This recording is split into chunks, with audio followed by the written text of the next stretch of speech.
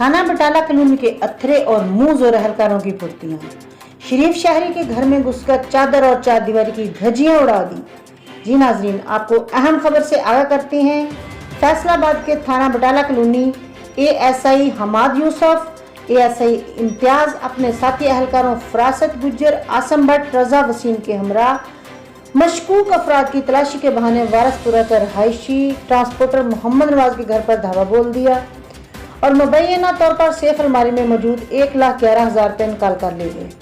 जाली कार्रवाई की वीडियो बनाने वाली खतून खाना को संगीन नताइज की धमकियां देते हुए कीमती मोबाइल तक छीन लिया। ना सिर्फ इतना ही बल्कि कमरे का दरवाजा तोड़ते हुए मियां बीवी और अहले खाना को हिरासत में लेकर तशद्दुद का निशाना बनाते रहे और नजराना ना मिलने पर घर में मौजूद 3 अफराद के खिलाफ FIR दर्ज करके हवालात में बंद कर दिया।